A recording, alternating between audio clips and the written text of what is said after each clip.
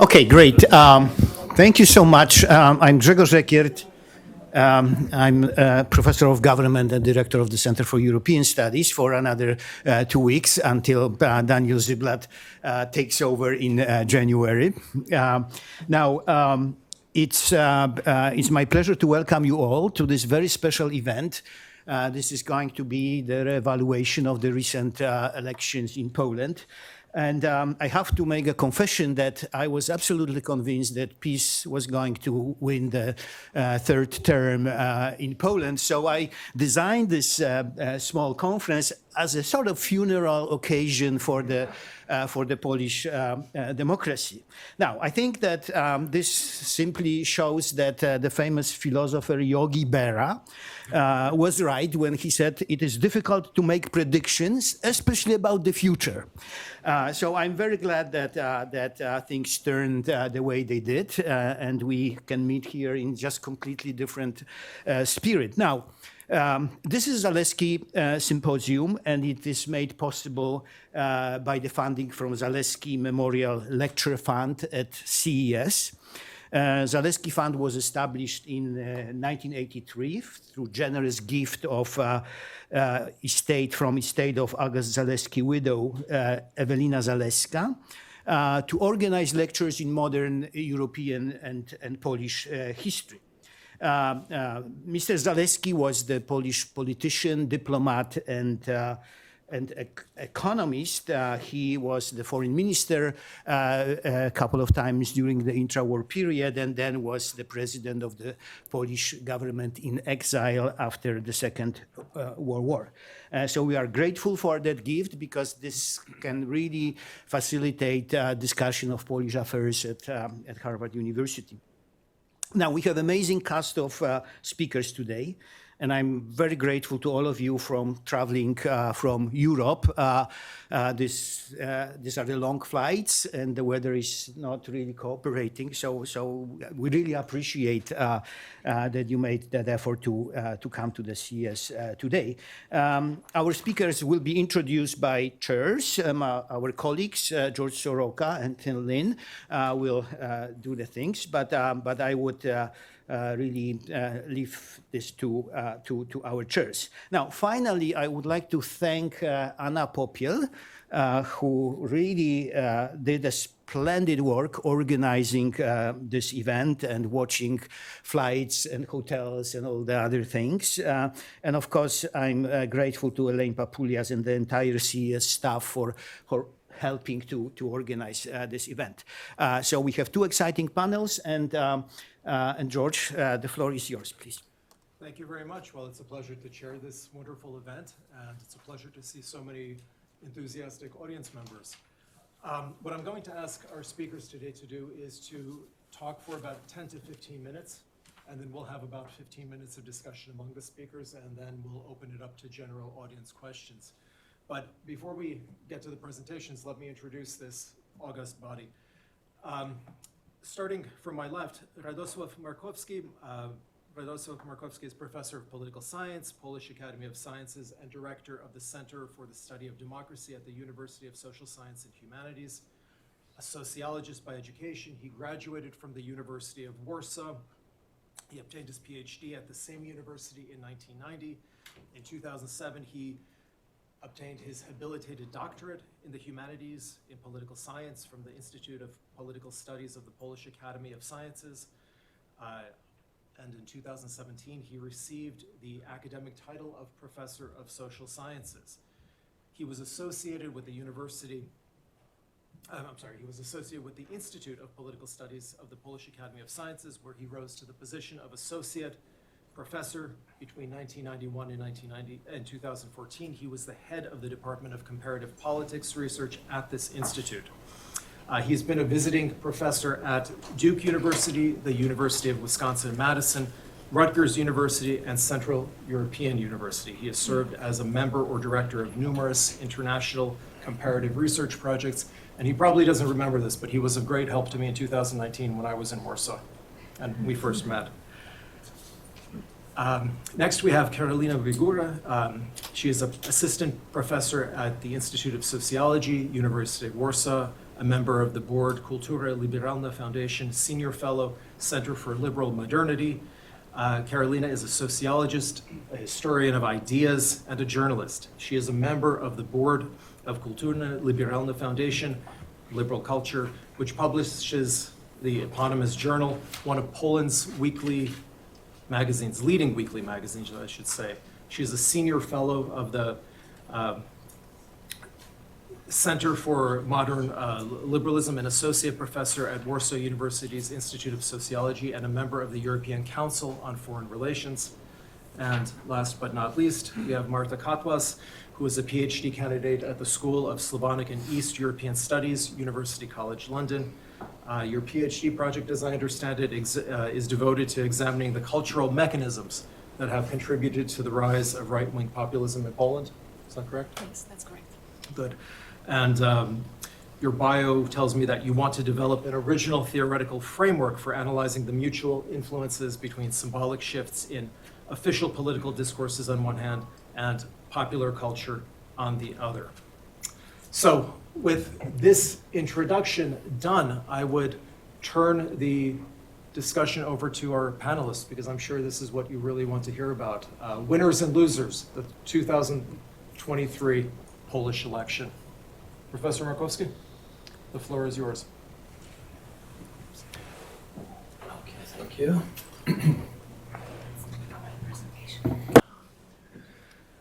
So the plan of the talk, as you can see, it's undoable at all in 15 minutes. So I will concentrate on a few of these points. I will concentrate mainly on the reasons why Poland ended up in such a poor shape in 2000 for the last 8 years. And then I will certainly try to offer some theoretical explanations of Homo Catholicus, cultural gap theory, and socio-psychological things. If time allows, I will, it's extremely telling today, the comparison with Hungary, a Polish-Hungarian comparison to understand the Polish case. Now, you know, I mean, winners and losers. I'm a person who is in a couple of international comparative projects, and I permanently are in quarrel with my colleagues how to define winners and losers.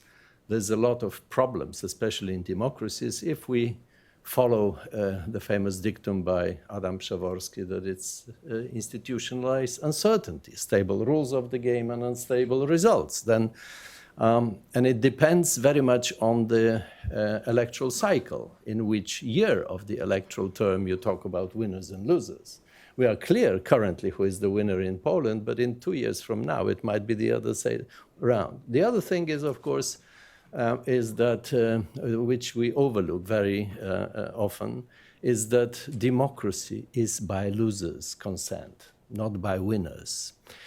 Losers are in majority always. If you look at the latest Polish election, out of the 29, almost 30 million people, only 11.6 voted for the government to come. The remaining 20, the remaining 18 plus millions were either non-voters or voted against the forthcoming government. Then, of course, there are certain criteria. Do we talk about political alone, or economic, or cultural identitarian winners and losers? And, of course, there is this time perspective. I'm not going to entertain you with Polish legacies, but in our research, especially the Polish National Election Study, we have tried hard for many years to make sense of what from the deep causality, right? Not the causal mechanism, but the deep causality.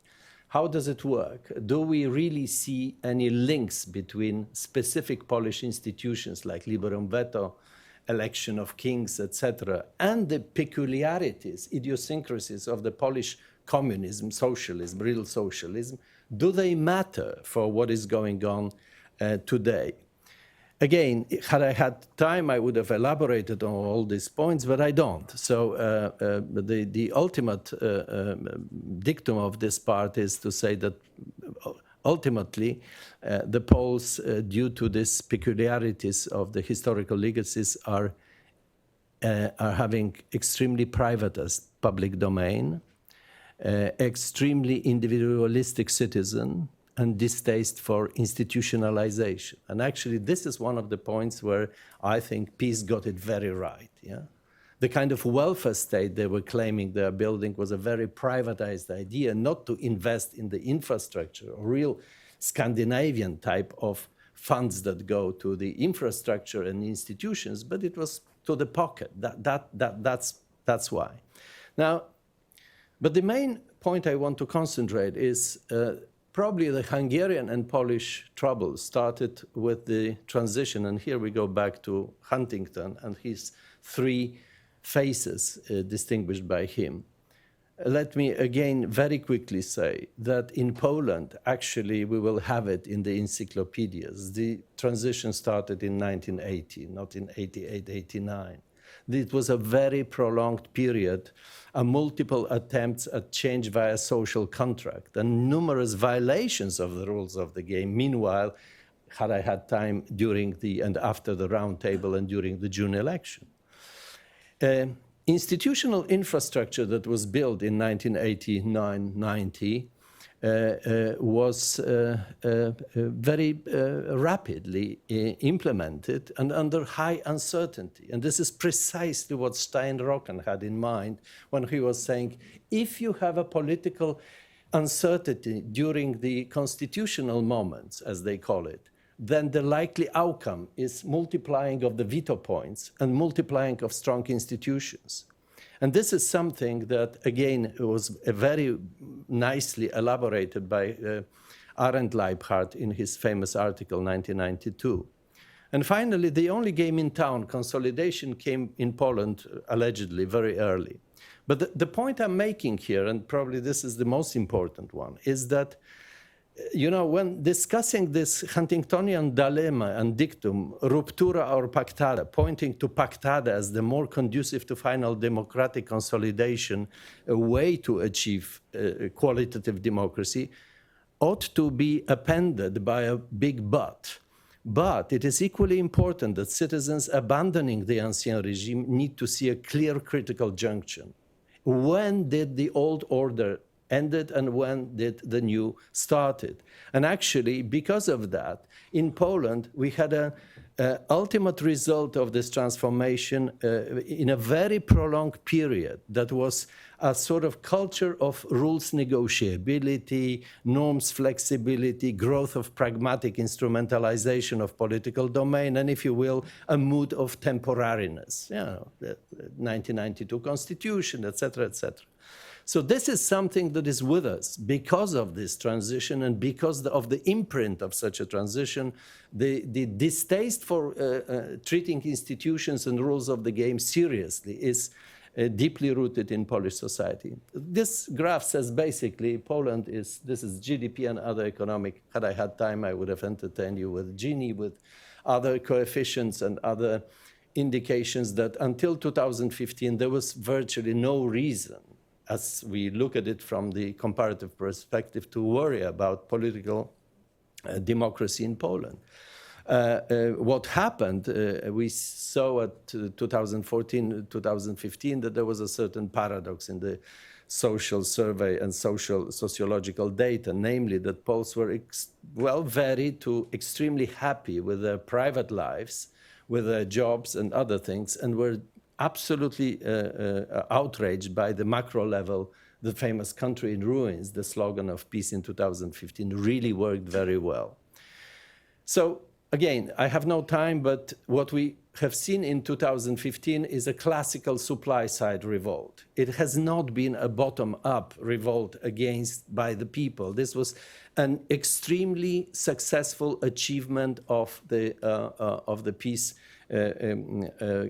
party to persuade part of Poles, at that time 5.7 million, to vote for them and to believe that the country is in ruins and everything.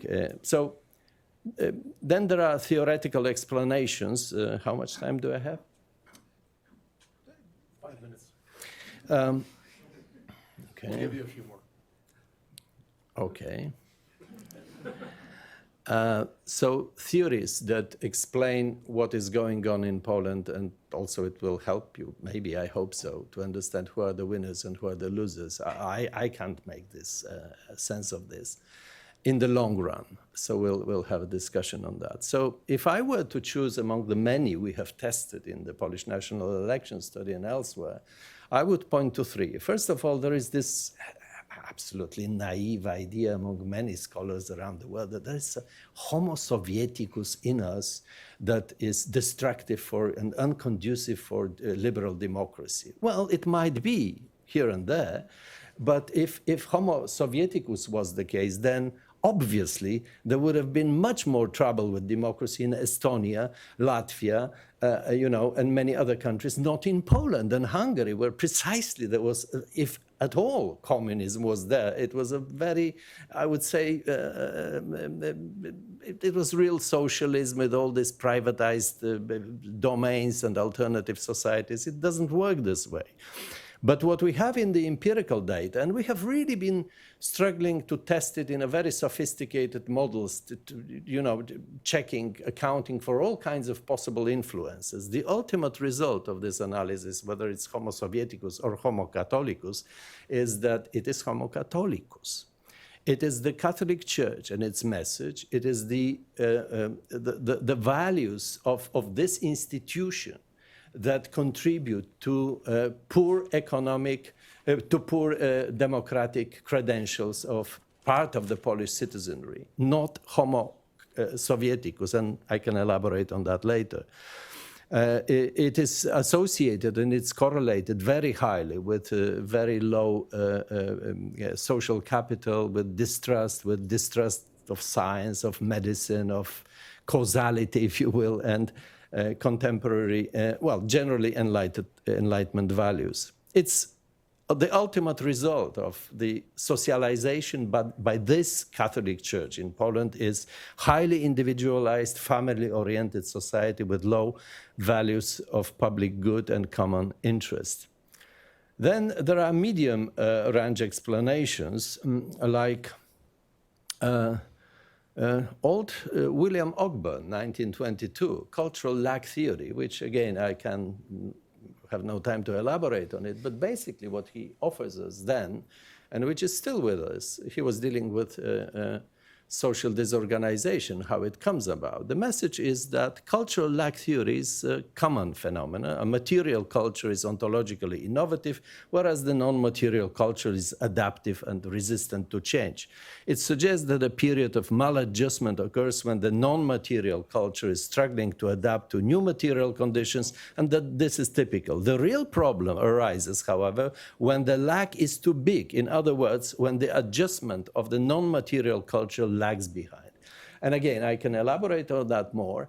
In Poland, if you look at what people have understood and digested from the package offered, from the repertoire of the liberal democratic package, very little.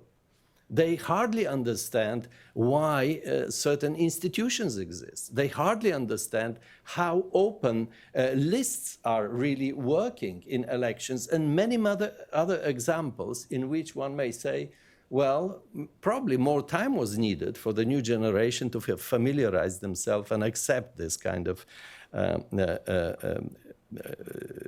new institution that came by diffusion from Western Europe to Poland and other East European countries. And finally, there is this procedural explanation. Why to revolt against democratic? Why risking? Yeah? Peace has been long benefiting from access to state sector jobs and other resources in a system that had already witnessed several changes of power. Why abandon the relatively safe functioning under democracy for an extremely risky strategy of a constitutional coup?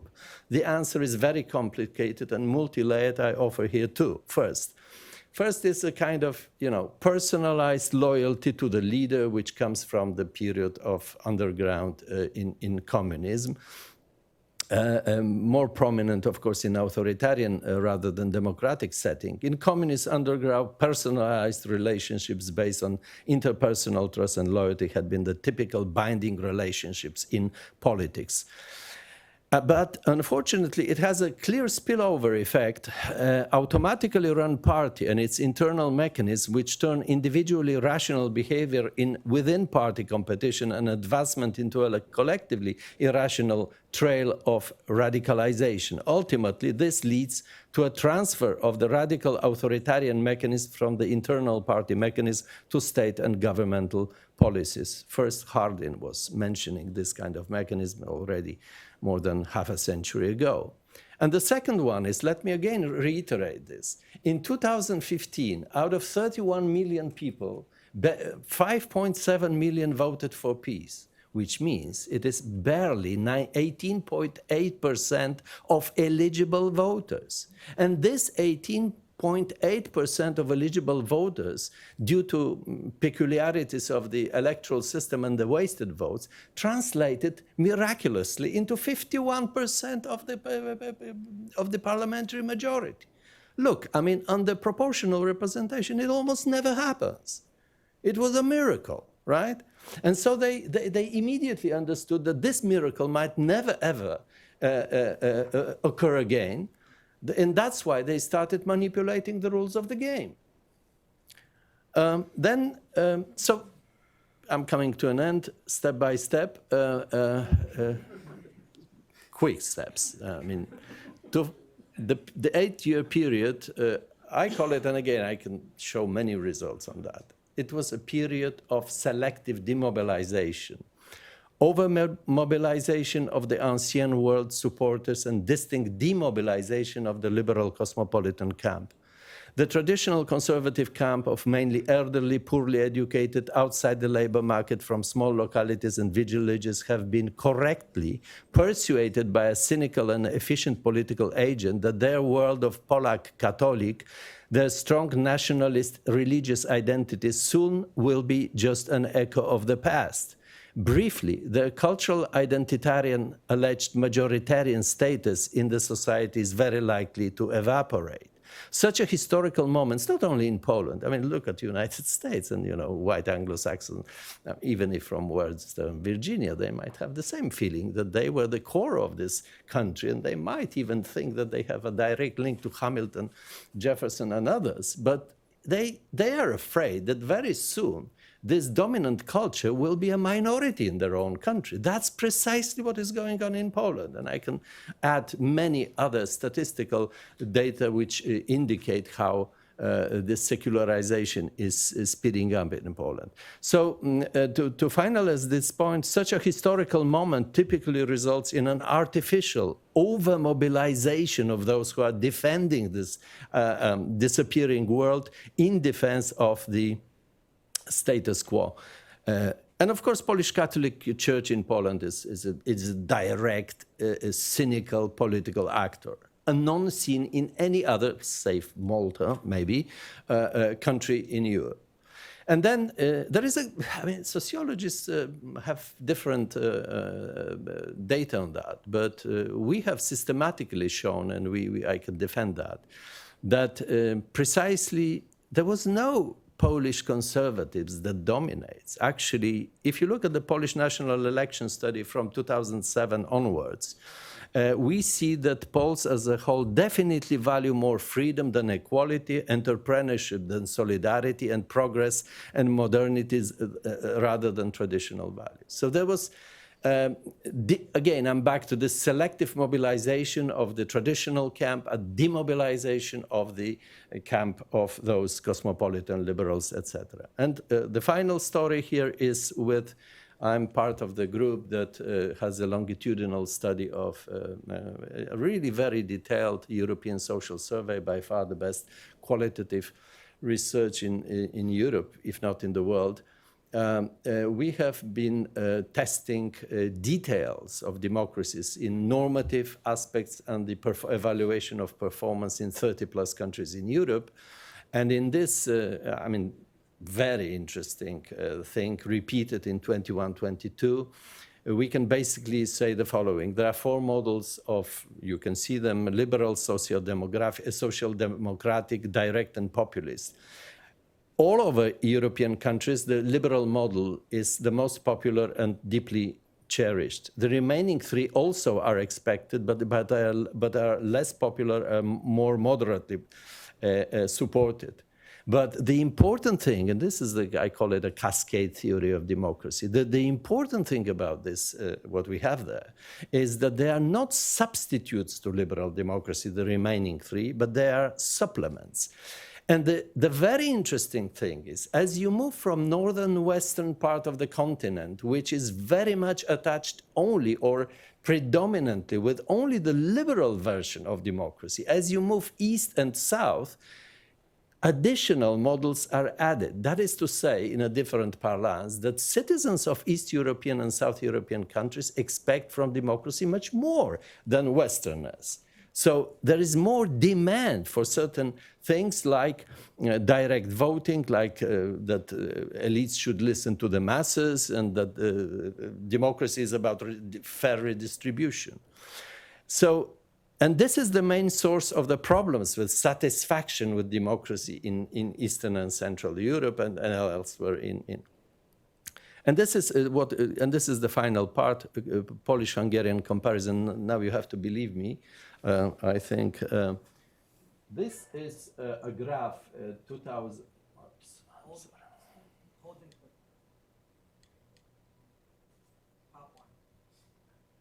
Well, but when I press this, the thing disappears.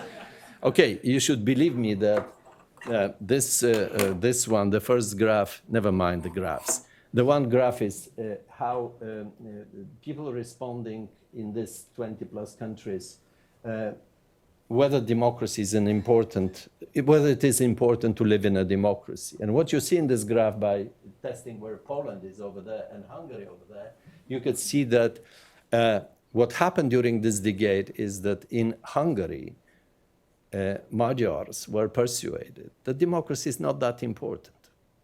In Poland, the other way around. And the next graph tells you whether democracy is important, and this one is whether there should be a leader above the law in the country, whether it's acceptable in a democracy. I call this 2 in 1. Why not having an authoritarian leader on top of a nice liberal democracy, right? And I mean, this graph is really fascinating because you would have expected that really the Scandinavians are somewhere down there and other Western Europeans are there, and only this malfunctioning troublemakers from Hungary, Poland, and elsewhere are over there. But that's not the case. The case is really, this is a trouble. Europeans basically say that, yeah, well, we would like to have both. Yeah, and again, Poland is more on the correct side of the evil axis, and Hungary is over there. So in Hungary, they have accepted it. I mean, it's fantastic. They have democracy. They truly believe it is a democracy what Orban offers them, and they like this leadership. And this is absolutely the final thing, very simple one. Look, this is Poland, and this is Hungary. This is around in 2012 and in 2022. This is a mean score in the third column. It is satisfaction with democracy and average score of satisfaction with democracy in Poland in 2012 and 22. What you see there, that in 2012 it is still liberals and Democrats running the country, and of course the electorates, the supporters of liberal Democrats are more appreciative and more satisfied with the function of a democracy. Peace followers slightly less, but non-voters are in between, but there is no big difference, although logical. Now, what happens 10 years later is that liberal Democrats are completely, the PO, the left and other parties' supporters are completely dissatisfied with democracy, and peace followers are very satisfied with democracy. Well, actually, in Poland, the greatest support these days comes from that. And the others are, but what happens in Hungary during these 10 years? Well, opposition parties to Orban are less satisfied with democracy in 2012 than Fidesz followers. Others are in between. But look what happens here. I mean, everybody in Hungary is becoming more satisfied with the functioning of democracy, whatever these Magyars have in mind when they talk about democracy in Hungary, right? And I have no time for additional things, but just to say that really Hungary is it's in another basket than Poland. It is strictly, there is another research involved in a project which looks at populism, liberalism, and authoritarianism. In Hungary, it is the highest, and the differences between opposition parties and followers of Fidesz are remarkably small. In Hungary, they are, as I've said, satisfied with, they are not particularly fond of living in democracy. The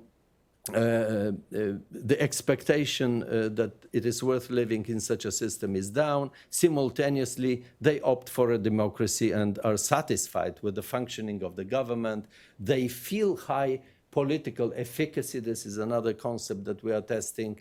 So in Hungary, I would say there is a new equilibrium reached, new political equilibrium. They are, and this is what I'm testing, and I have a paper or two on that, a kind of consolidated, institutionalized, illiberal system. This is like, you know, Linz and Stepan Aribur, yeah? Consolidated democracy. You can also test whether you have a consolidated non-liberal democracy or non-liberal regime. And this is what it is here. Sorry, I've abused your 5 minutes. I know it was not 5 minutes. Thank you. It was worthwhile. Thank you.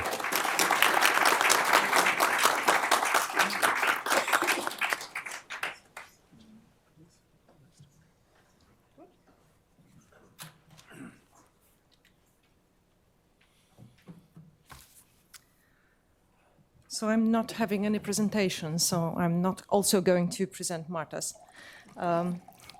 So I'm very grateful for this invitation for 3 reasons. First is my personal reason. I'm speaking for the second time here at the wonderful Center of European Studies, but it's something for joy for me, not for you probably. The second one is that we have probably said everything we could on national populism and how it functions, but we have not necessarily said what happens after liberal democratic opposition wins in every case. And I do believe that this pretext of Grzegorz, who also wrote to me and wrote that this is going to be a funeral, but let's talk about it together, that it's actually a pretext to push our thinking a bit further.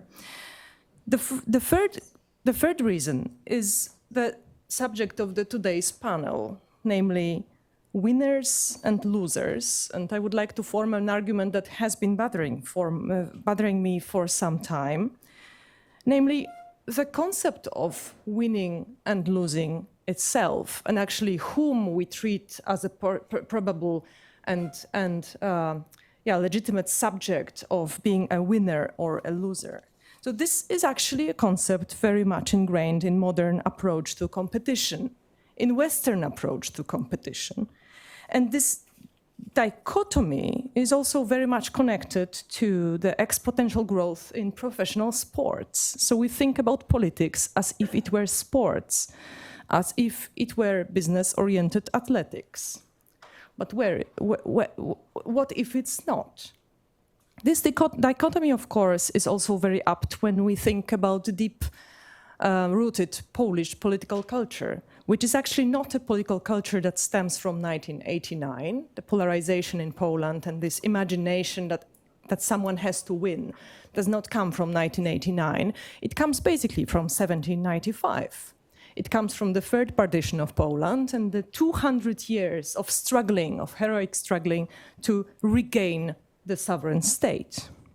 Also, 2 leaders of the major blocs in October 2023 were members of the heroic generation that once toppled communism.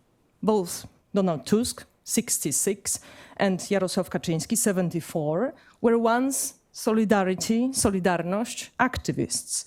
And they do represent 2 visions that were basically present there since 1795, namely the vision of Poland, which is rather isolating itself. Then in the case of Second Republic of Poland, it is also rather nationalist, and it also displays a certain authoritarian streak. And this is, of course, Mr. Kaczynski's vision. And on the other side, we have Donald Tusk and his vision of Poland, which is liberal, basically integrated with Europe and liberal democratic. It seems now that this liberal vision has won, at least for now. But what is beyond this dichotomic perception of winning and losing? This is a question that actually bothers me. And this is a question which I do believe is worth asking, and especially because I'm a historian of ideas. Because when you look into classical philosophy of politics, you will see that this dichotomy of someone losing and someone winning is actually mainly absent from this political philosophy, although the idea that something can win and something can lose is actually present there, but in a completely different way.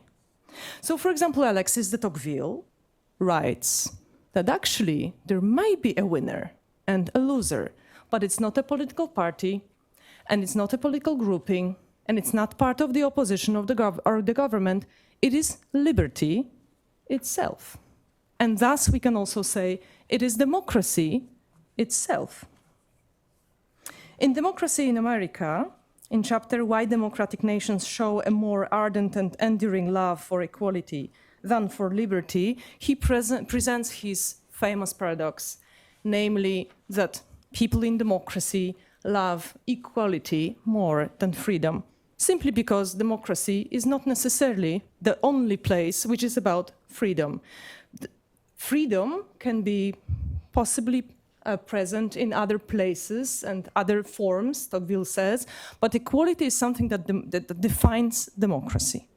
But at the same time, the paradox goes that when we lose freedom, when we lose liberty, then democracy loses too. So this is extremely important, I think. And we might ask, after October 2023, has democracy won in Poland? Or has it not? It is said that it has won. But it seems that the game has changed, in fact. In the past, the winning and losing in elections would be just winning of one or other vision of how a given state is going to develop in the future. Today, it is completely else. It is not about democracy having this or other shape. It is about existence of democracy or its disexistence. And this is extremely important. And it is also more, because it's also about fear. Tocqueville writes, in other place, that which most vividly stirs the human heart is not the quiet possession of something precious, but rather the imperfectly satisfied desire to have it at the continual fear of losing it again. And this is exactly it. This is the new game of democracy. This is about the state that you win, and then you have the democratic, liberal democratic state, or you completely lose it. And it plays very well with a deep-rooted political culture in Poland, which is about losing our sovereignty. So both sides of the political conflict in Poland are trying to convince their voters that they are the ones that guarantee the state's sovereignty. And thus, sovereignty becomes a word, a notion that is indispensable when it comes to talking about democracy. What is important here, that this decision that is taken by the citizens is somehow ultimate this time. It's ultimate. It's either we do have democracy again, or we lose it again forever. It is very much connected with the fact that people distrust the whole process of democratic elections. It's also very much something that Daniel Ziblatt and Steve Levitsky have been explaining in their new book, Tyranny of Minority. Now, I'm coming back to my question. Did democracy win? Is it a winner or is it a loser? Well, we will only know whether democracy won, resisted, prevailed, after we observe a long and incomplete and arduous process which awaits us. And this is the second transformation of Poland. We had already one transformation. It was the transformation after 1989. It was a very tricky transformation, and in its beginning, very similar. Also, post-communists had positions, institutions, and resources. It's very similar. But one thing is very different, namely, whatever the obstacles in the first transformation of Poland were, the goals were clear and there was a certain consensus about them. So there were three goals: to join NATO and the European Union, to create liberal democracy in the form of that we know from the West and precisely from Europe, and free market economy. Today, there are no common goals. There are only two visions, and they largely differ from each other. There is also another obstacle, which is crucial. After 1989, communism as ideology was dead, but populism is not. And we can see it every time, and every month we see a result of elections, like in the Netherlands just days ago. So this is going to be a very tricky and difficult transformation. This second transformation of Poland, the post-populist transformation of Poland.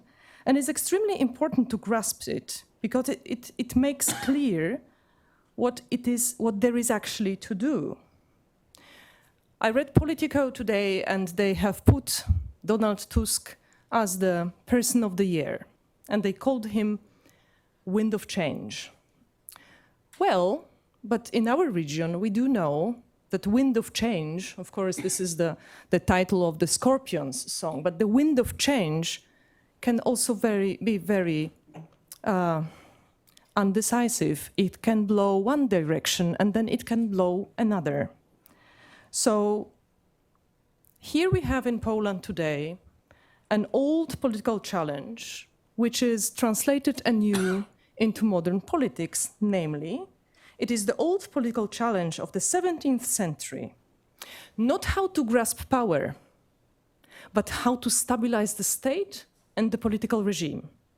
Because if every other 4 years, liberal democrats or national populists are going to win, and they are going to change the state completely, influence the institutions, the media, the finances of the state, etc., then is democracy actually still possible here?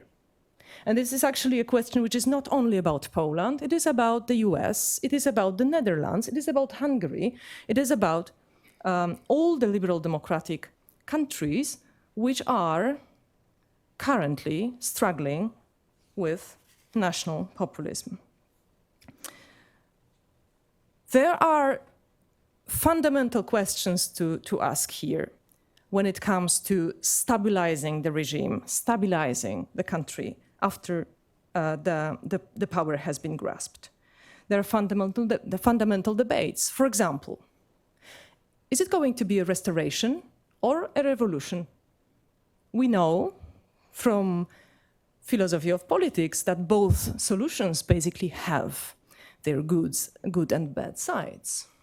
If it's a restoration, then perhaps it is for the best, because it's coming to the old habits, and old habits were not so bad, liberal democratic habits of the Third Republic of Poland. But then, if this is just about coming back to 2015, what about the flaws of this state that actually led to the winning of populists in 2015?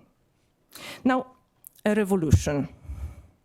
A revolution sounds very well, especially in Poland, because we like this continuity. We like this continuity because we have been experiencing it for the past 200 years.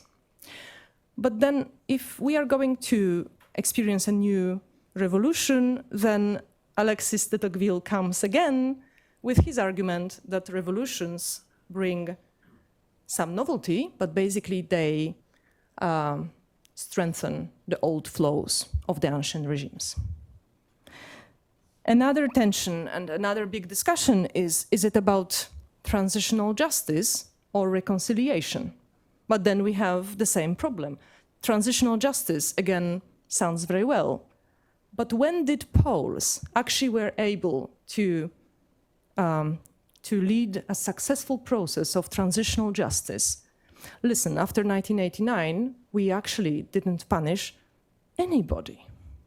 This is not a political culture that actually can lead a successful process, or have not been a nation that can lead a successful process of transitional justice. So it's very demanding. Reconciliation, on the other hand, can you reconcile with someone that doesn't want to reconcile? So it's, again, a very tough road. In any case, this seems like an inspiration and a warning. And I do believe that Poland, for the next couple of years, will be both a source of inspiration and warning for the other countries, including the USA. Thank you.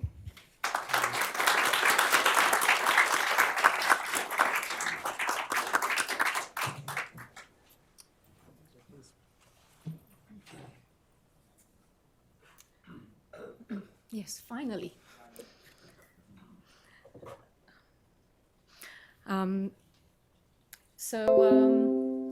Dr. Żwigura spoke about the future.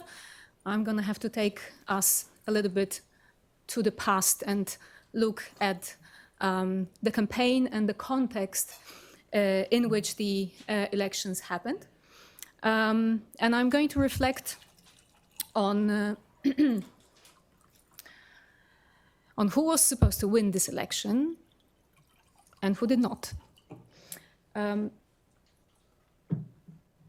A few weeks before the election, Professor Jan Kubik, my supervisor and co-author, and I were invited to write a blog post for the George Washington University Illiberalism blog. This is the piece. You can find it. There's a link. And in that piece, we make an argument about electoral fairness in the context of Polish elections, or more broadly, in the context of elections happening in illiberal states. And what we argue is, contrary to what many populists themselves say, but also some analysts say, that illiberalism is something that only affects the liberal component of liberal democracy by dismantling the system of checks and balances, by dismantling the rule of law. We argue that it also affects electoral fairness.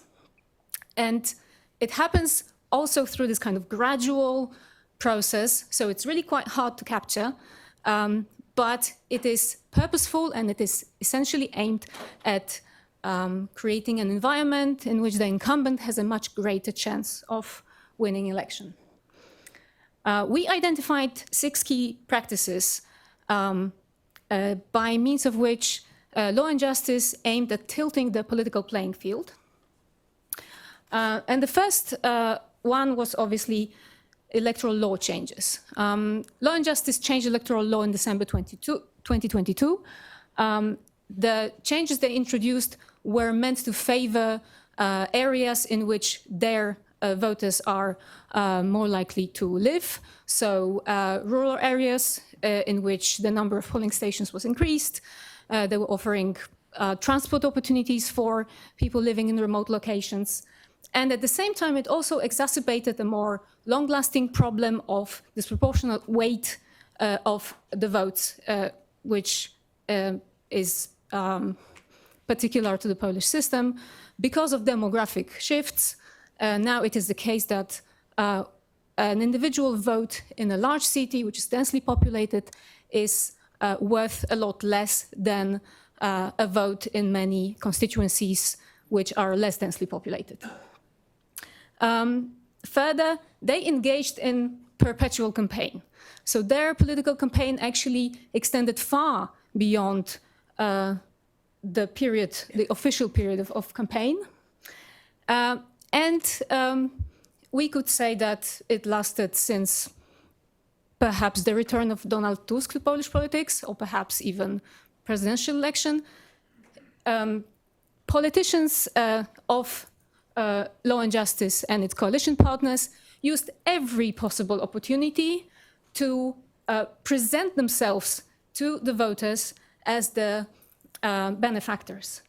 So here we have a couple of examples of Prime Minister Morawiecki and Minister of Education Przemysław Czarnek, who take part in those kind of local events, which allow them to form this association in the voters' minds that if there are any positive changes around them, if there are any investments in the infrastructure, it is thanks to them personally that they happen, regardless of whether, for example, they were funded by EU money, and regardless of how long ago before the event they actually happened.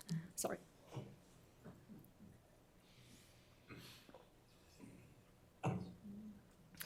The next practice is to do with the media. And again, this is a huge topic, and we could probably talk for hours about how Law and Justice took over public media and how the Polish public TV in particular was changed into an effective propaganda tool on state media.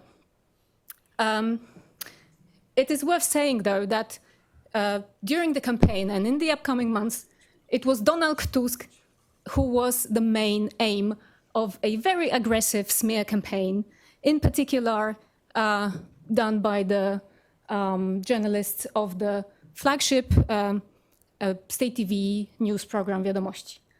So here we have a number of mentions. Even compared to Putin, Tusk is, a lot more often mentioned. And methods used by them would be sometimes very crude. They would not shy away from, manipulating images, using the image with a crosshair, or famously using the clip in which Donald Tusk says in German, "Für Deutschland," for Germany, which was used around 200 times, perhaps, in the last couple of years. Deutschland. To the extent that basically it became a meme. Then we have the support of state-controlled companies. Again, this is a huge topic, and this kind of influence ranges from state-controlled companies making contributions towards individual politicians. We now have evidence that this was a regular practice, to state-controlled companies basically running the pro-referendum campaign on the media and supporting other initiatives of the government, supporting law and justice-friendly media outlets, and so on. Further, we have generous economic promises. On its own, it's not an undemocratic practice until you kind of reach a point of exaggeration. If, for example, people employed in public sector or in state-owned companies receive their Christmas bonuses in late September and early October, that is not really a coincidence. And it can count as, again, rigging the rules of the game and tilting the playing field. And finally, the referendum, which is, again, a big topic. Referendum that was proposed by Law and Justice, first of all, to further their campaign points. The 4 referendum questions were only reverberating some of the key axes of attack against, in particular, Donald Tusk and Civic Platform. It was criticized for using leading questions, and was also criticized for the procedural context in which it was set, which basically violated the rule of vote anonymity. So we can see that all of these practices were kind of coming from this idea that the state is something owned by the ruling party and can be used for their benefit. And as Professor Eckert said when he opened the event, the conditions were such that everyone, I mean, maybe not everyone, okay, many people expected Law and Justice to win in this context. And yet, Law and Justice loses power. So what happened? Were we wrong? Did we exaggerate in our piece the threat that was stemming from the lack of fairness? Was it politics as usual? Did the classic democratic mechanism of vertical accountability kick in and Law and Justice were voted out by disgruntled voters? Was the campaign performance of Law and Justice not convincing enough? For example, during the debate in which Morawiecki did not perform very well? Or was it the scandals? The scandals which happened a few times during the last weeks before the vote, including the cash for visa scandal affecting Minister of Foreign Affairs, or the fuel prices scandal, which was entirely orchestrated by Orlen, one of the biggest state-owned companies in Poland, which lowered very significantly the prices of petrol 3 weeks before election, and in turn resulted in a very high demand, which then translated to shortages of fuel across the whole country.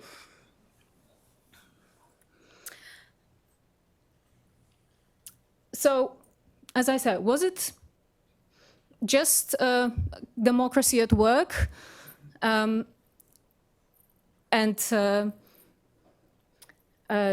Did we just witness something that is common in democratic context? Or was it politics unusual? And I don't have answers. I do not have access to the kind of data that Professor Markowski provided. But we can hypothesize, and there is quite a lot of evidence pointing towards the latter. Well, first of all, we have the record high voter turnout of 74.4%. And second of all, we have, rather than the selective demobilization which seemed to have affected the political life for a number of months during peace tenure, we have something that I will call, for the lack of a better word, democratic vigilance. What is democratic vigilance? What I have in mind is this kind of modus operandi of civil society that is aimed at increasing the turnout in a way that favors democratic opposition parties. And perhaps this is something that happened just now. One example of that, civil society actors of various kinds got involved very heavily in advising voters how to vote strategically. So that was both to counteract this disproportionality issue I mentioned before, but basically the idea was there is a way to rig the game.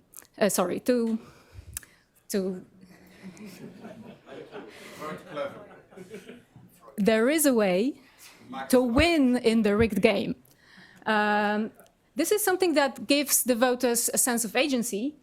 And even if strategic voting, so people voting outside of their usual constituency and in the constituency in which there were smaller differences between candidates from Law and Justice and opposition candidates, even if that had minimal actual effect, it did have a significant mobilizing potential.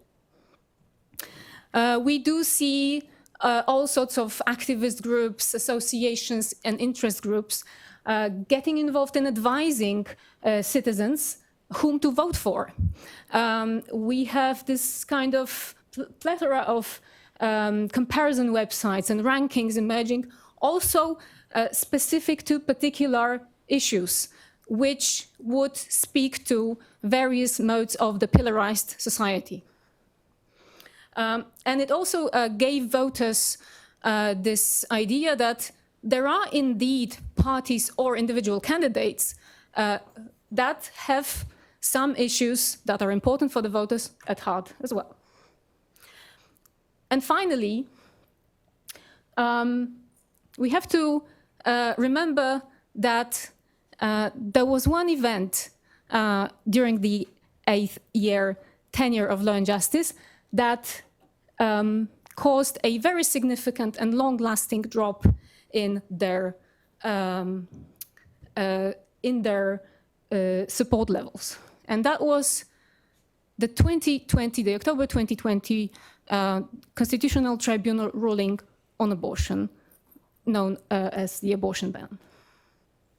So here we have, again, a variety of civil society actors, foundations, educational websites, professional associations, activist groups that got very strongly involved in the pro-turnout campaigns. Many of them produced very popular video adverts that were very widely shared on social media and had many views. And it's not surprising that these campaigns were very often aimed at female voters and at younger voters.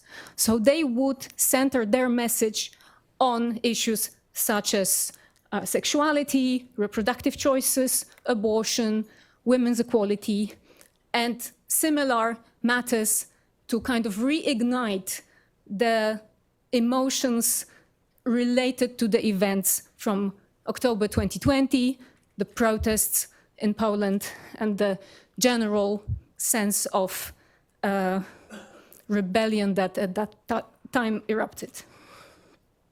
So to wrap up, perhaps what we saw just now was democratic vigilance at work. The destructive ambiguity that state of really damaged fairness, electoral fairness, was something that actually created focus for counter-strategies that civil society actors then explored. They managed to create this atmosphere of urgency and emergency to mobilize the voters to turn up and vote. And they also were inspired by the events of October 2020 to kind of recreate that momentum. That is a possibility. So what comes next? And that is my kind of closing remark. Can this democratic vigilance be sustained in the long term? If we take into account the concept of civil society as firewall by Michael Bernard, we will find that this kind of civil society, which is the bulwark of democracy, functions only in the context of illiberal democracy. So if, as Dr. Vigura said, we are heading towards a transformation, then perhaps this vigilance is going to drop, or at least drop gradually. So we might have witnessed a very kind of unusual situation, but we also might have witnessed something that is only a marker of some kind of shift in Polish civil society, some kind of greater mobilization, some kind of maturity that Polish civil society did not have up till now. And perhaps this kind of mobilization affected the youngest cohorts who took part in the protests in 2020 in great numbers. We're only going to see about that in the future. Thank you. Thank you.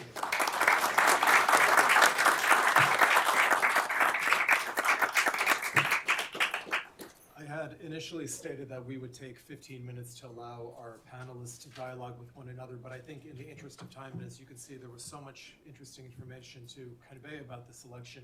Perhaps with everyone's permission, we can open up questions and then the dialogue, I think, will develop organically. Okay. And I'm going to abuse my position of power and ask the first question, if I may. I was interested, Marta, until you just mentioned the younger generation. One of the things that didn't come up in these talks was this idea of generational change. And of course, this is a huge topic in the democratic deconsolidation literature. This is a huge topic with people who study satisfaction with democracy in consolidated democracies in the West. But it's not something that was given much focus by the panelists. And I'm just wondering, do you think, given what happened in October, do you think there are maybe reasons to be optimistic because of generational change, or do you think that this is really a flash in the pan, that this increased turnout is not something that is going to be a harbinger of longer term trends? Who are you aiming at? I'm aiming at the entire panel, so who'd ever like to take that first?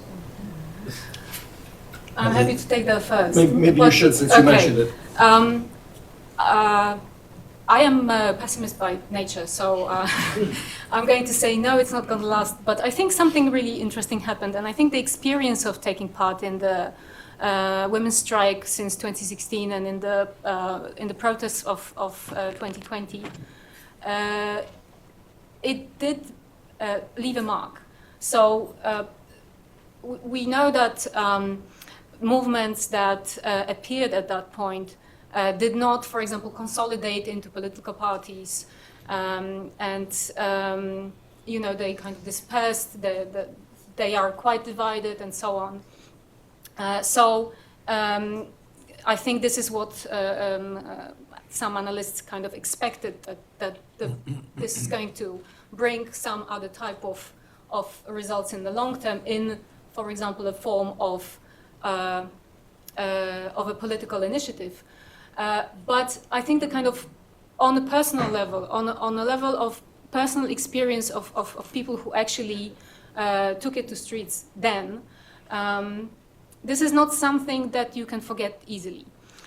So in that sense, what happened now, the kind of reigniting of that spirit, perhaps can happen again. And I would say that for the younger generation, this might have been quite formative. But whether this is going to have some kind of long-term effect, for example, on voter turnout among the youngest voters, probably not. I will gladly take over. So I would like to make 3 points basically about the new generation. First, and I think it's extremely important, being a liberal, I'm rather cautiously optimistic. We have to take into account the interesting sociological fact that this generation that has now so numerously voted against law and justice government is a different generation than any generation that we actually had in long decades of history of Poland. Namely, those people have been born and raised in democracy. And this is something completely different in democracy plus in a sovereign state. So this is something about which, the fact about which Jarosław Kuisz has written at length, and I do believe it's extremely important. Whether there will be better Democrats or worse Democrats, this is an open question. Being born in a democratic state and sovereign state doesn't make you automatically wiser, but it's a sociological fact, and we should really take it into account. So this is point number one. Point number two, there was this very strong slogan during those 8 years, which goes in Polish, niestety ten rząd obalą kobiety. So unfortunately, the opposition said this government will collapse because of the women. And it has, there is a lot of truth in it. because exactly like Marta Kovac showed, it actually, the politics of government against the liberty of women gave a lot of pretexts to many organizations to undertake new, for example, actions of mobilizing to vote, etc., etc. So I do think it's very important. We do see in sociological data something which is extremely revolutionary, namely, after 2020 and the constitutional tribunal's decision on the practical abortion ban, we saw an exodus of women from the Catholic Church. So this is something about Homo Catholicus. Women are the most loyal members of the Catholic Church.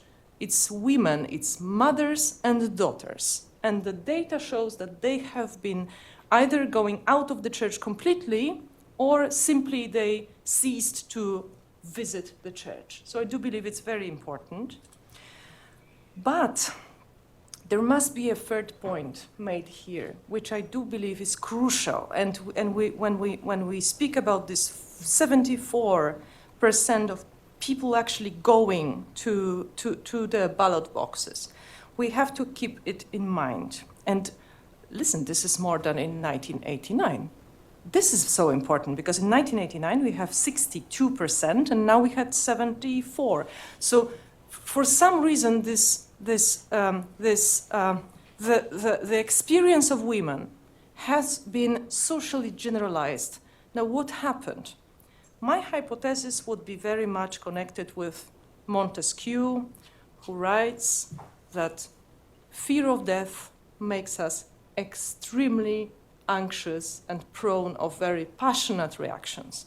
And this is exactly what happened, because in the most, in the scariest stories about women dying in hospitals whilst being pregnant, the most horrific point was that they were not going to have an abortion.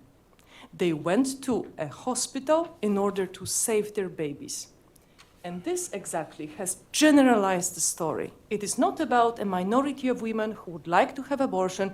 It is about everybody. It is about everybody. And by the way, the same stories, the same cases of those women dying in hospital whilst expecting help for them and their children revealed a deep crisis of healthcare system. So you might not be pregnant. You might have a tiny operation to make, and you might die in a hospital. I do believe that this fear of death, the fear that you go to a hospital not in order to be helped, but in order to die, has been also a very important factor here, sociologically.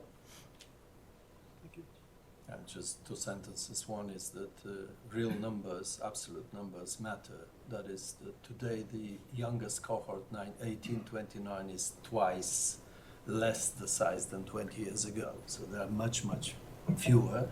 And secondly, still with this average 74, which for the remaining groups means 75, 76, if you compare it to the youngest group, it's 68. 68, yeah.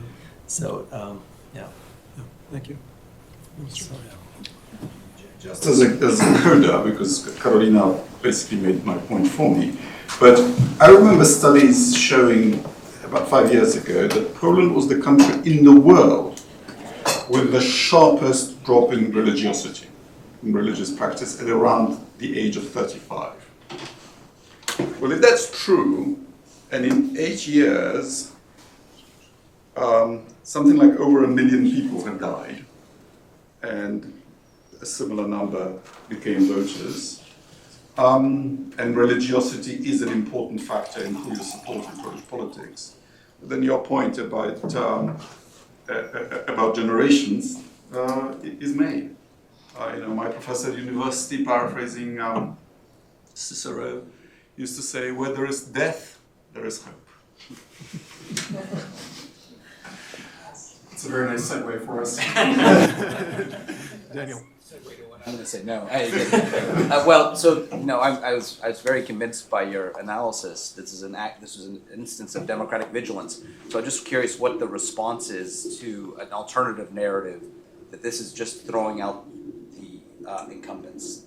And so if you look at the two recent other elections and try to draw connections between Argentina, Netherlands, these are also instances where incumbents are thrown out, but in this case, a radical right party and electing potentially a radical right party into power in the Netherlands, a libertarian radical right party in Argentina, and so it's whoever's. Is there a mood in the world that whoever's in power gets thrown out? I mean, that would be maybe a less optimistic reading of what's happened in Poland, but is that and so I'm thinking about the United States. Is the lesson to be drawn from Poland that there's a potential to democratic vigilance in 2024 in the United States, or is this a moment where whoever's the incumbent is going to be thrown out? Is there a kind of general pessimism in the world today, post-COVID, whatever, that's leading people to kind of disgust with who's ever in power?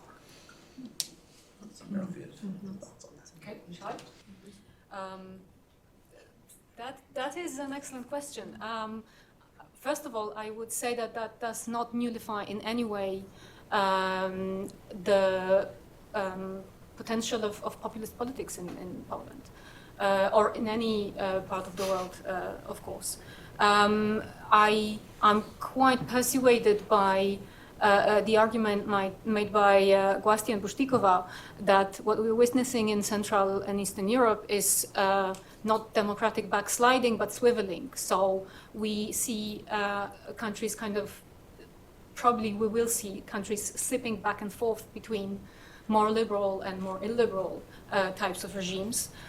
So this is why what Karolina said earlier about the direction of the changes that the future government will take, this is extremely important.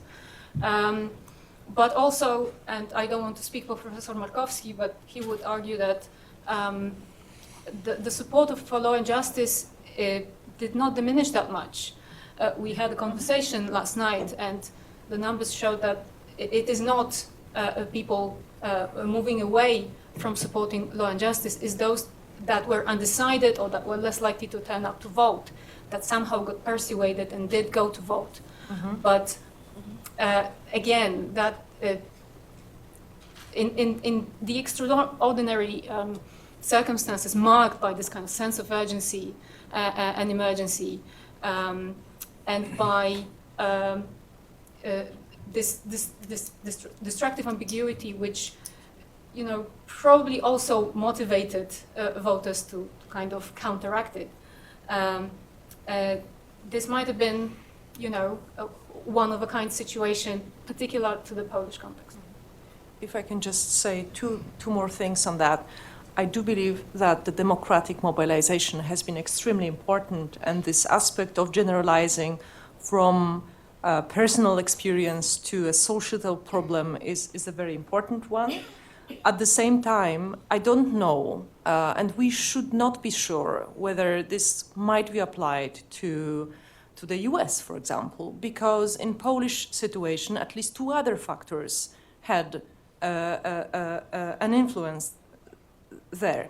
Not only those two factors, but certainly they were there. First, the attitude of European Union and the punishment of Poland for its breaking of the rule of law. This has been extremely important. European Union obviously did not cause the change, but it caused enough change of the mood among the opponents of the law and justice government. This is point number one.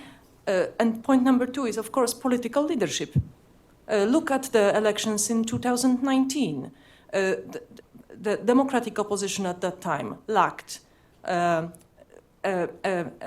clear and strong political leadership, and in 2023 it didn't. So I do believe that the work that has been done by Donald Tusk after he has come back to Polish politics, those 2 years, has been essential. And only because this variety of aspects have met, the victory was possible for the democratic opposition. Marta mentioned the propaganda against Tusk to be a German agent. And I was just wondering what role this latent Germanophobia, which exists in part of Polish society, what role that played in the strategy of PIS. And perhaps more generally, although we just heard one word about the European Union issue, what role did foreign policy play in the end when you look at the election result? Okay, that would be a long story. I don't think we have that much time, so I'll respond very briefly. In my judgment, it played an extremely important role, and it still is being reverberated by the key politicians from Law and Justice even after the election. It is something that was strengthened in the context of Russian full-scale invasion in Ukraine and the initially inadequate response of the German government to the crisis. So it allowed Law and Justice to present themselves as the avant-garde of European response to the war. But you know, it is really with regard to Tusk and more broadly civic platform, it is really quite crudely constructed. It is based on the fact that Donald Tusk has kind of family roots that are German, but that's kind of 2 generations or 3 generations ago. And it does not prevent Law and Justice politicians from also calling Tusk as a representative of Russian interests in Poland. So, you know, you shouldn't take it very seriously as a way of making argument by Law and Justice. It's more of a just a smear strategy, labeling the opponent in a way that will cause some kind of emotional response, in particular from their core electorate.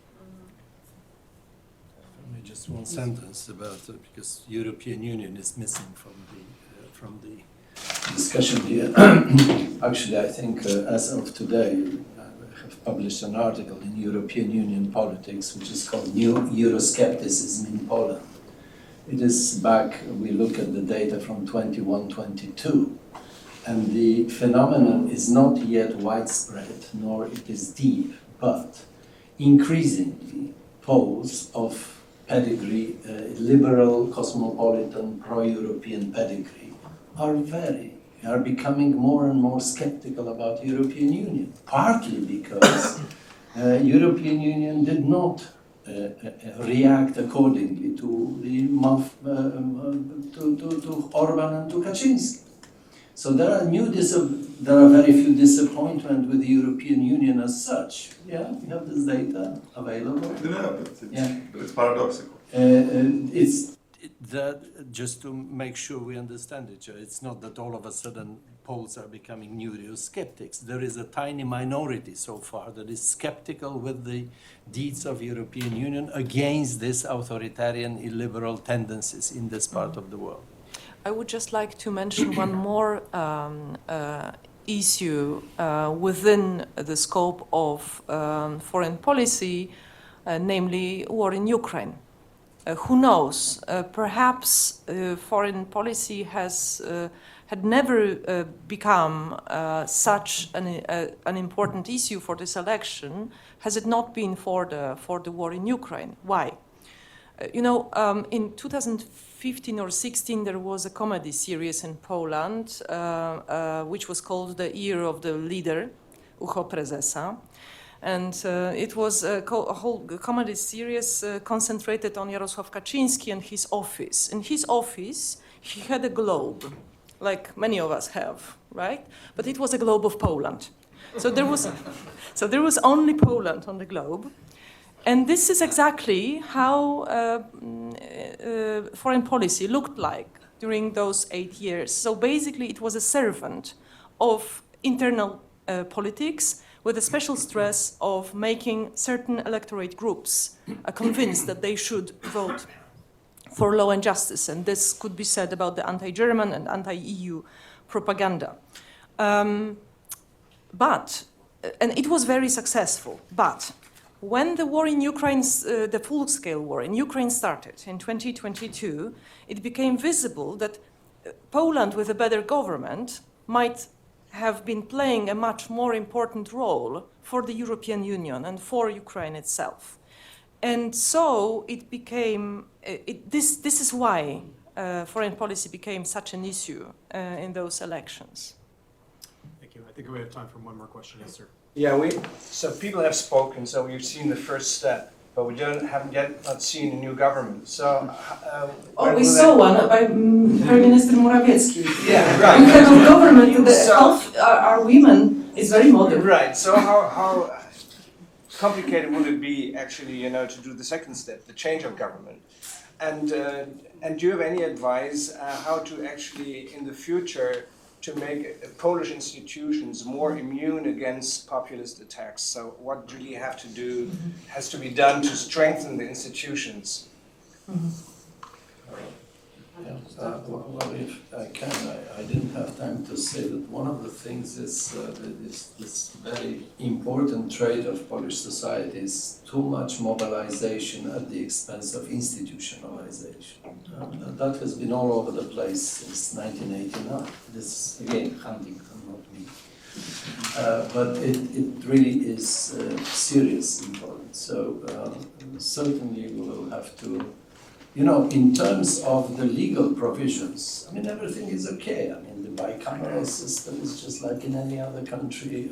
The only thing I'm trying to persuade Polish politicians is why do we have Senate? I mean, what for in this particular type of a Senate? Because worldwide it specializes in foreign policy or something, or it is in federal system representative of the units, right? In this kind of provisions that we have today, and moreover, it is very strange to have, first past the post, very partisan Senate divided between two parties, if it is to be the kind of chamber that is slowing down the procedure, that is representing everyone, why not go for full proportionality? To have all minorities scattered of Roma, of whoever, right, across Poland to be represented in such an undefined Senate. So, from my point of view, and of course I don't want to get into the topic I'm dealing recently is Anthropocene, political institutions that are a reaction to the Anthropocene's challenges. And what is going on around the world is third chambers for youth that are not only elected but selected for 15 to 20 years,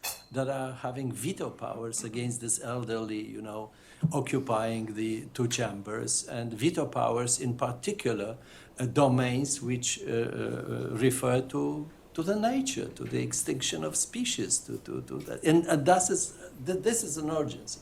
Maybe in countries, there are these nice things about backwardness that you can leapfrog and do things innovative if you are backward as we are in some instances. I will now show a kind of a conservative face of mine, but I would not be in favor of changing the constitution, because, changing the number of chambers would be basically changing the constitution. But so much